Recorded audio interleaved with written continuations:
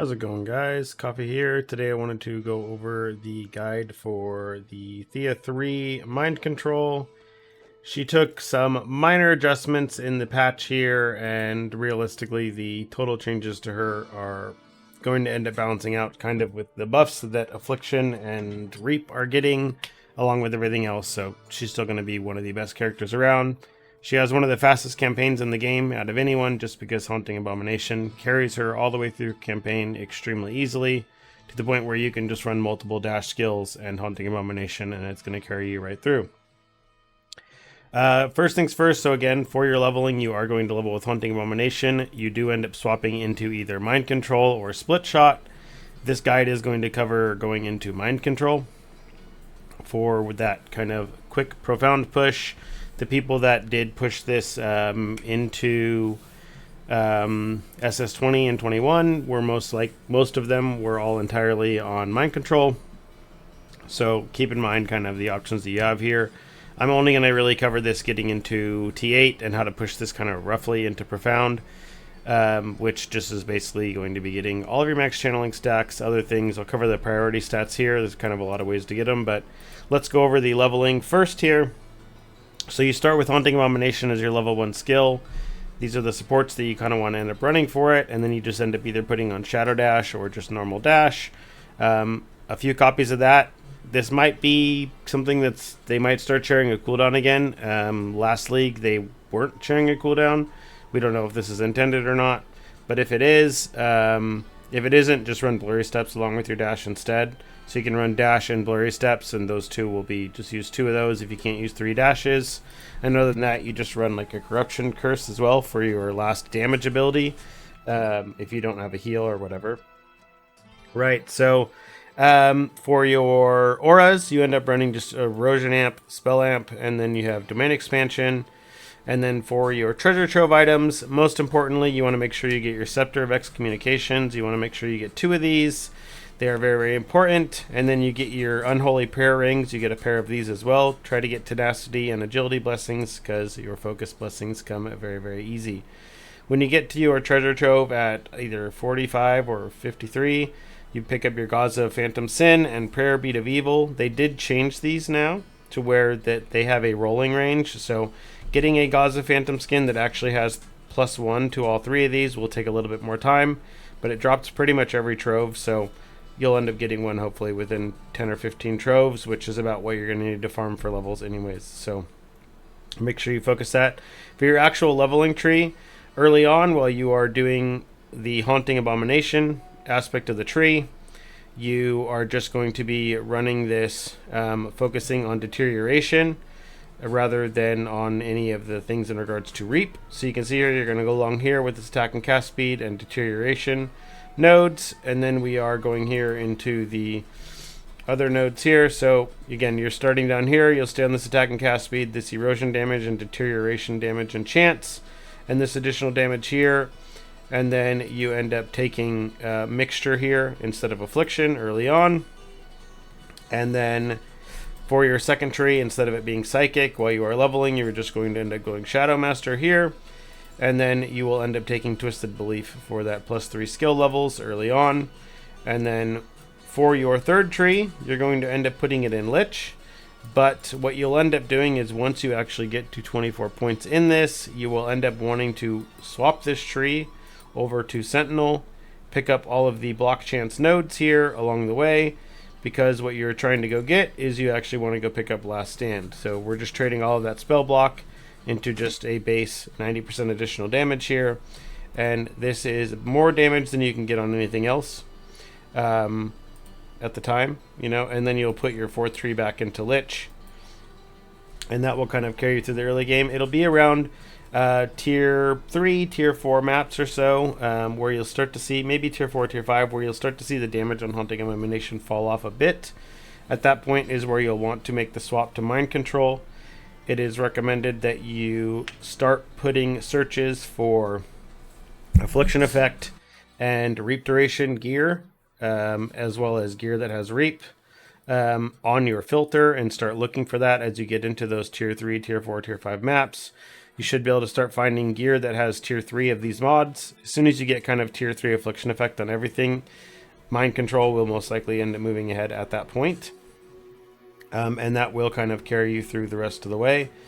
And then for the actual mind control set of the build, that is where you end up on this version of the build here, where you will end up with Goddess of Deception. You will respec your points into this movement, speed, and skill area, this damage over time, these additional damage to life, and then this is where you start stacking into all of your reap and reaping duration and affliction effect scaling. So the good thing about the way that mind control builds on Thea is you have a few different choices in terms of how you scale the character itself, right? So if you look here, we have a few different things here where you can scale with max channeling stacks, you can scale with max blessings, you can scale with max levels. You want to hit reaping CDR about 500%, and then affliction effect, you can scale off of that as well. And then you want more sources of reap, and then just any percent additional damage, and then you want a decent chunk of reaping duration as well. So max channeling stacks is going to be your biggest scaler going into things, so you do kind of want to focus this. But if you can see here what I have a good mix of max channel stacks and a good mix of all of my blessings on everything. This is my character from a couple seasons ago when I played her. So we can see we are just focused on max blessing stacks on everything that we can get. The ring itself, it is much better off to have use a wind breath convergence with +4 max stacks on it. We didn't have that because the league this came out, that ring was like 10,000 FE. I didn't bother buying one because it didn't matter. I just ended up running the blessing version here, but you will end up wanting to run that ring instead. Same thing goes for I was running Eternal Sea Fog for the extra mobility. Mobility ends up typically being up the biggest difference just because you are losing that 30% MS from mind control. That is one of the small nerfs that she took. She is losing like 10% movement speed here, or maybe 5% with the changes as well. If we actually look at TLI DB, we can kind of see what they are here. I think she's losing, she loses 10% base movement speed here. So oh no, this is actually, she loses 5% overall because she went from 15 to 10 now. So it's not the biggest deal in the world, but it does affect your stuff just a little bit. All in all though, as you can see here again, we are just going into max channel stacks as much as we possibly can. And then we are focusing on our reaping cooldown, affliction effect, and then anything else in regards to reaping duration. If you are using Valerie's boots instead of these other boots, which have been changed instead of King's Boons, then you will end up wanting to run more with less here instead of Holiness, but that will really come down to what slate you can get as well. Early on, most likely, again, you'll just want to pick up King's Boon boots for like 1 FE, run Holiness for that extra defense and survivability, and then King's Boon boots are being changed to be a little bit more defensive. Right now, they always cause you to take more damage over time, but the new ones will be able to roll with taking less damage over time as well. So that will make them even better than what they were before, and you can run Holiness, and then you can just run your standard tree here with Lich, and then you can run a good triple or quadruple aura setup here without even having to really reserve life if you don't want to. Something you can do if you early on, if you don't have access to these special supports, is you do want to be running with Corrosion Focus instead. And with Corrosion Focus, you can run your Reaping Agony on this along with Restrain, and this is pretty much all you really need early on.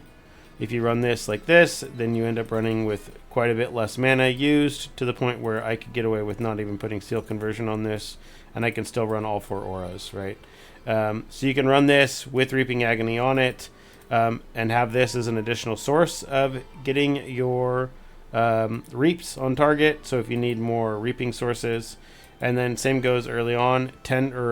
Shackles will be the best in this slot instead of Starstalker, but you can just again run Starstalker or something else. Starstalker feels worse if you don't have a activation medium for it, because it will stop your movement if you do try to use it without an activation medium.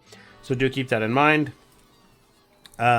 but again, you are going to be better off just using shackles or black hole or something else like that. A lot of people like black hole just for the instant 100 affliction. So there's a lot of different sources for this slot. Kind of run whatever you want. I mean, you can even get away with just running mana boil or something if you really, really wanted to. The last things we have kind of going on here are in regards to the pets. The ideal pets are going to be these three here. Portrait of a Fallen Saint, Abyssal King Soul, and Swaying Bonnie. If you don't have all of these pets, and say you have different pets instead, these other pets here, if you have Fire Wing, if you have Fire Swordsman, these are quite comparable. They get kind of edged out a little bit, so use whatever pets you have. You're not locked in on specific pets for her. That is something that does make her a bit easier to play and a bit nicer to play. But yeah, let's kind of go in. I'll just kind of give a brief rundown of kind of what the character looks like when you're playing her. As you'd expect, this is just another running simulator build here. I'm just going to go just do it to you real fast because this video is already getting a little long. But I am torn between either starting this or starting on Erica 1, most likely. Not sure, so we'll see. Both of them are going to be in a really, really good place. Again, Thea has one of the best leveling setups in the game, if not the best leveling setup in the game with Haunting Abomination. She's still very clean, very smooth. You can see she kind of is just going to end where she's breezing through content. You know, the biggest thing is, again, getting that movement speed. Mind control feels really nice. You don't have to actually aim anything. You don't have to do much. You kind of just get to run around and pick up your loot. So that's always nice to have that option. So for those that do want a play style like that, Thea is going to be a good place for that. And yeah, there's a lot of resources out there around. I'm not the only one. I'll link to some others. There's some others that have some more detailed. If you need the more expansive, detailed notes on exactly the breakdown for everything, I will link to some other content creators out there that made guides for this character as well. I think Mia is probably going to be playing Thea this league as well, so I'm sure she has a video. You can go check hers out as well. But if you have any questions, leave them in the comments down below, and other than that, see you in the next one.